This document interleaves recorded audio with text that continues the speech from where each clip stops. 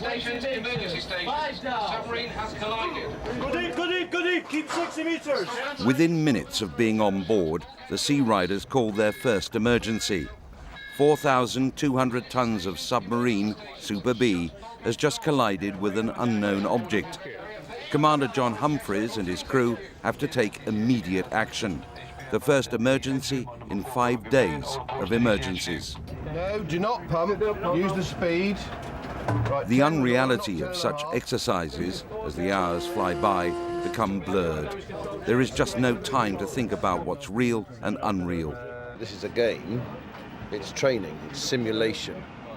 But to get the best out of it, I have got to make the ship's company as a whole believe that we're in the game. We're not watching it, we're not playing it, we are in the game. Yum, yum. John Humphreys has been in the game a long time, in command of everything that goes on, even the errors. The Periscope watcher took the submarine deep in emergency because he sighted a container which had fallen off the back of some container ship crossing the Atlantic. He gives a straightforward order, go deep, go deep, go deep, keep 60 metres in this case. Unfortunately, on that occasion, we hit this submerged container. What I want you to do then, ship control, is to make a further pipe to shake people out of their torpor.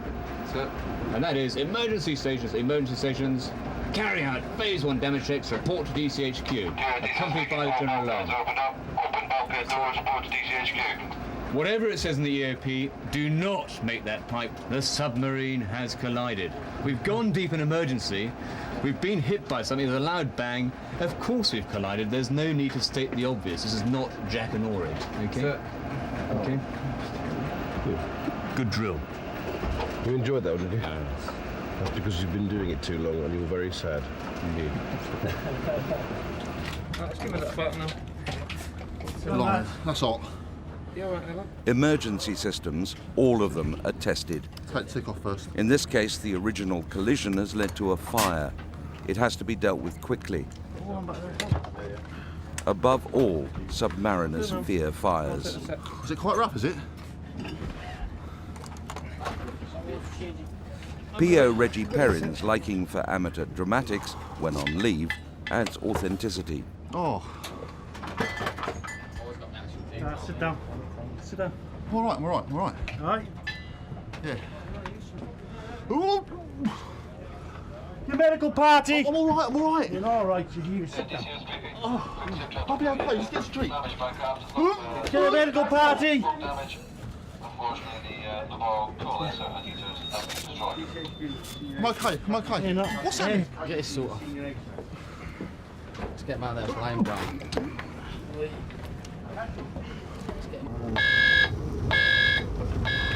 The wardroom, cramped at the best of times, becomes damage control, the nerve centre, dealing with emergency after emergency. And nerves are on edge. There's a lot at stake. Over the next 5 days, we will be conducting single and double evolutions to ensure that the submarine will be able to go on to its next phase of trials, which has to be conducted in deep water. And so to do that, we'll take them up to a higher level, make them capable of easily coping with 2 or 3 things happening at once, like a fire, hydraulic burst or an HP air burst, so that when they go to sea on their own in deep water and they have a single failure, then they'll be able to cope with it with some ease, hopefully. Casualty, in the cigarette space. I'm all right.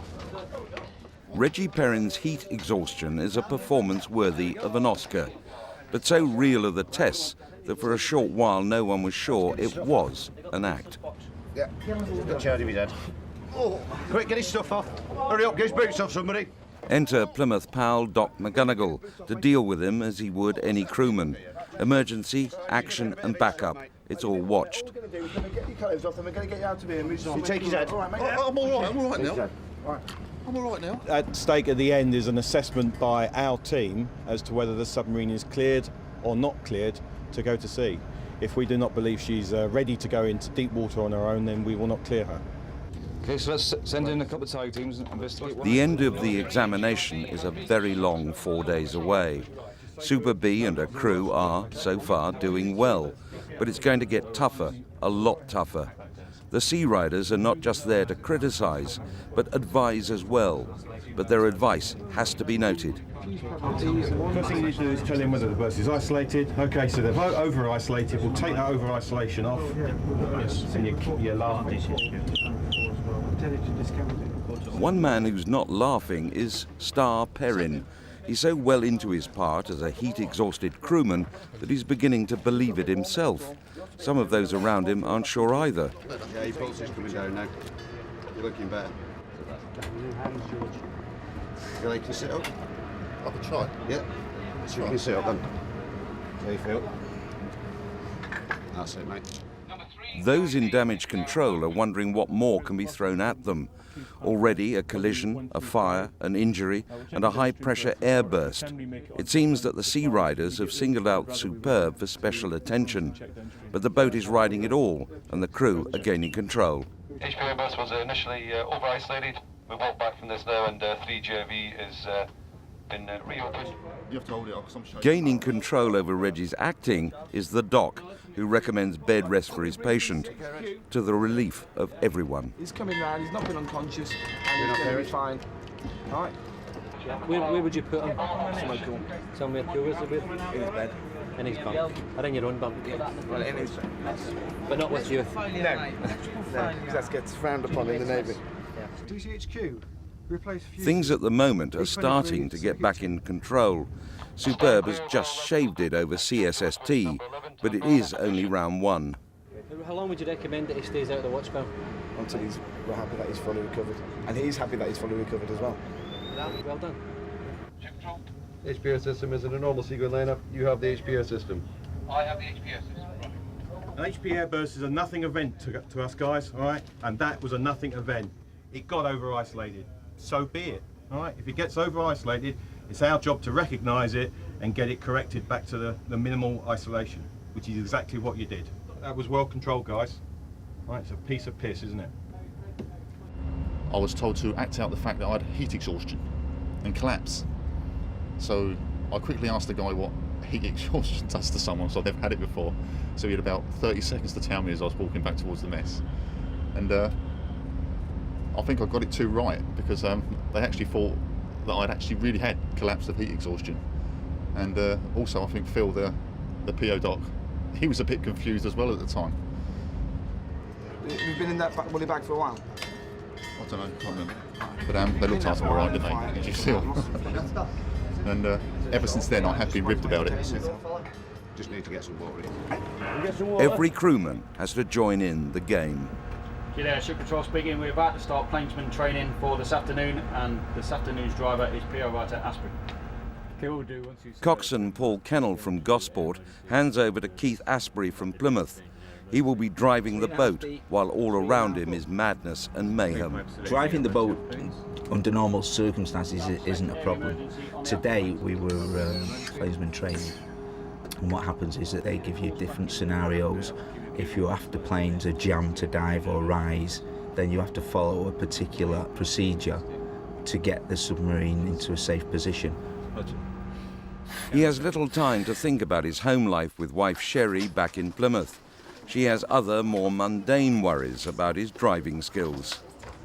I must admit, I get more worried about him actually driving down from Scotland, because I know what he's like with driving, so I get more worried with that than what I actually do with him actually being on the submarine and everything. Because I think it's because I spoke to Keith about it in the past, and I know that there's so many backup systems that if something does go wrong, there's something always to sort of like cover it. So I think that's helped actually talking to Keith. In the beginning, I did worry an awful lot. I was like terrible for sort of like worrying, but now I just get used to it. Full rise on the plane, starboard 30. If she did know what could go wrong, she might worry. It was hot. I thought I was on fire. And I thought a smell of burning was coming from me, but it was from somewhere else. And I was sat in a puddle by the end of it. But it's all down to making sure that we're safe. Okay. Very good lesson there. Even though you didn't have the four planes throughout that evolution, use of starboard rudder actually brought the bubble up. Yeah. Okay, so it didn't matter. But Sherry would be proud if she knew Keith's driving skills had saved the day. So it was a bloody good lesson. All of this is pressure.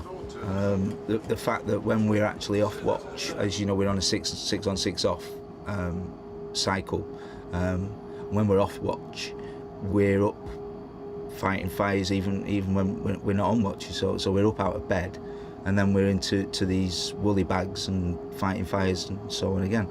And that's pressure. Then you go back to bed, and then it seems like 10 minutes later you're up again for something else. So there's a lot of pressure and stress. It does get a bit stressful sometimes. Fire! Fire! Fire! Fire! Fire the pantry! Okay. And just when you're wondering what can happen next, a fire breaks out in the galley next to the wardroom and the temporary damage control centre. Rebel documentation! Documentation! Emergency station, emergency station. Fire, fire, fire. Fire in the wardroom pantry. There is only one way out, through a small hatch.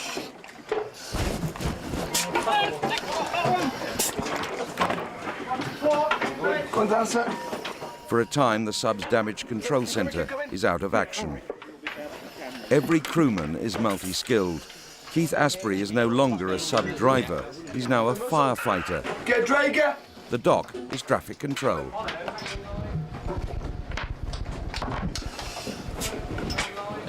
No, we've got 1, 2, 3, 4, 5 sets total. We've got one full 3-man team with names passed. While the firefighters wait to hear how serious the outbreak is, the CSST is throwing trouble the way of the medic teams. Doc McGonigal is alerted that a man has been contaminated by primary coolant in a tunnel close to the nuclear reactor. It's radioactive. I want to do is march in this roll. What you do is not to move, right? You march in this roll, and any left loose, can you start to mop up? Start to mop. You can tell the team are on the way. Guys delivering assumed contaminant statement. Need one more for the 3-man team. What numbers have you got there? Give us a shout when you get one. While the firefighters still await instructions, in the tunnel there is now a sense of real urgency. If the dock does not clear up this spillage, then anyone walking past this point could be contaminated. Any of that loose, just shove something on it. We want to put the lid on the bottle. Lid on the bottle. With today's knowledge, radiation leaks on submarines can be contained, but fire is the submariner's worst enemy, and the crew are now facing 2 emergencies, radiation and fire. Keith Asprey is still in the thick of it. If a fire's too big and we're pushed back, we then have to retreat somewhere, gather the troops, if you like, and then we get dressed in what they call fear not suits, which are those what we call woolly bags. They're thick, but they're all fire retardant, and it makes you sweat a lot, profusely. And it's like being inside a water bottle. I just seem to go from puddle to puddle.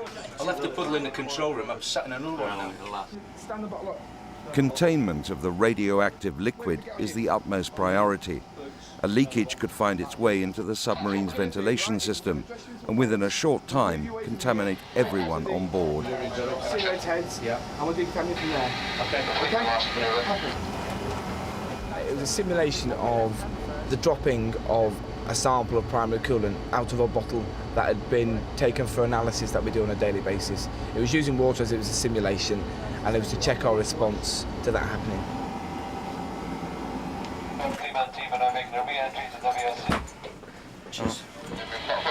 Just turn your back to me.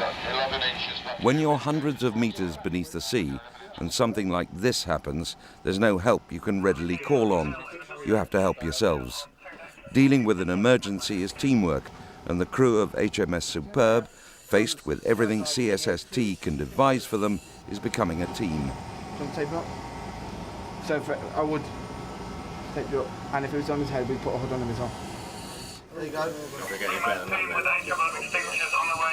The damage control team from the wardroom has made the long, uncomfortable journey through the narrow hatchway back aft. The atmosphere's out of spec. You have to put EBS on down there. Probably be quite busy down there as well. Yeah, just hold it down. The hastily improvised new nerve centre is back on top of things.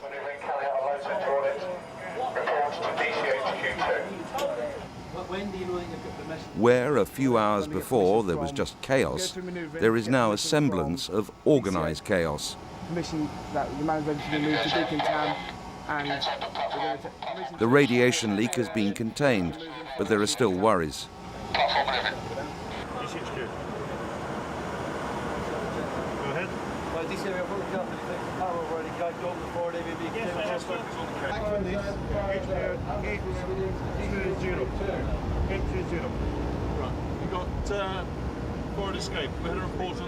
While the crew of Superb are facing the most intensive and stressful 5 days of their lives, the wives are oblivious of what's happening to their husbands.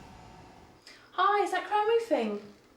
Hi, it's Kate up at Moorhaven. You gave us a quote for building a... The doc's wife, Kate, is not fighting emergencies, but domestic problems to her are just as great.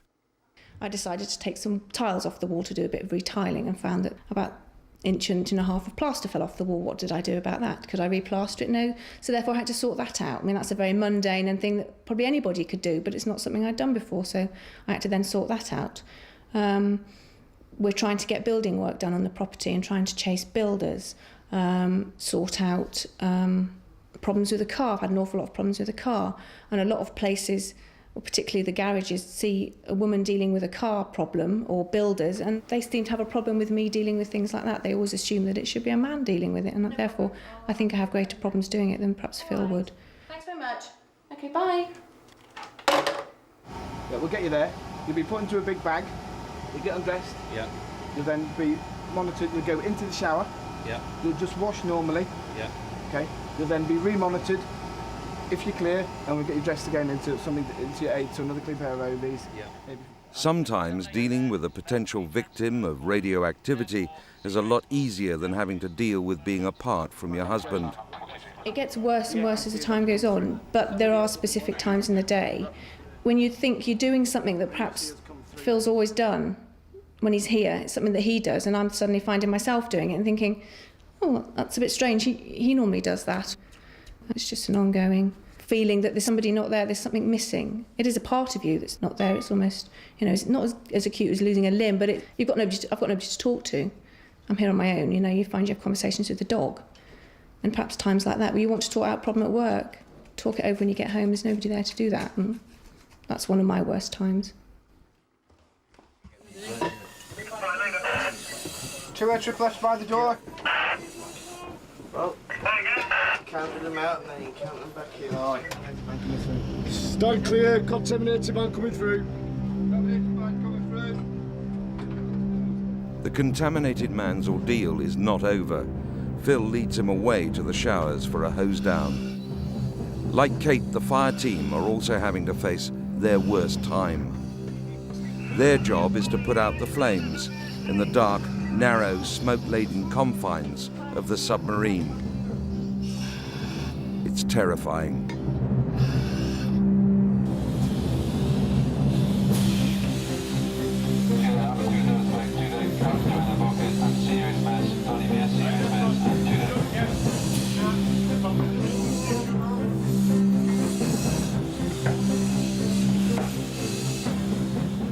For Keith Asprey and his team, this is as realistic as they ever wanted to get.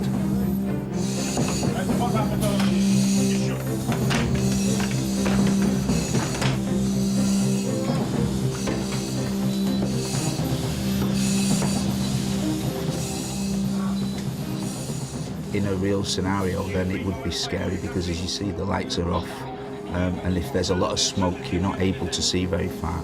That's why somebody has a tick, the thermal image cameras, so that they can see, where the heat is, and we can fight the fire from that. But yeah, it does get a bit scary. Fire is active. We are shooting down.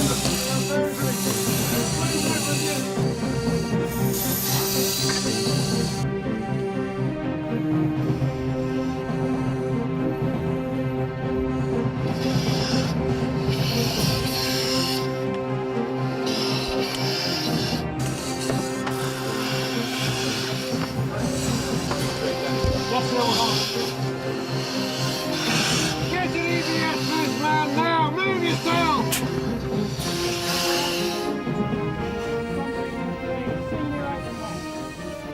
The 5 days that make up the Sea Riders' deep water clearance tests and nearly over.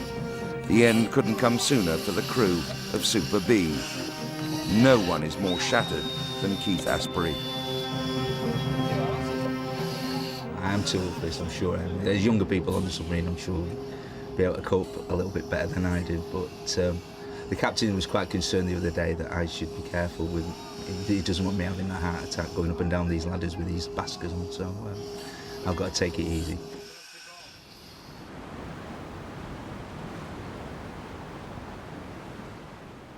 Only one more hurdle, but a giant one. The CSST debrief, where the crew are told how they've done. Did they pass or fail? It can be a worse ordeal than the test itself. Okay, chaps, final debrief for deep water clearance. It'll take the form that I will go through today's pickup points, as I have done, the nitty-gritty of what went wrong today.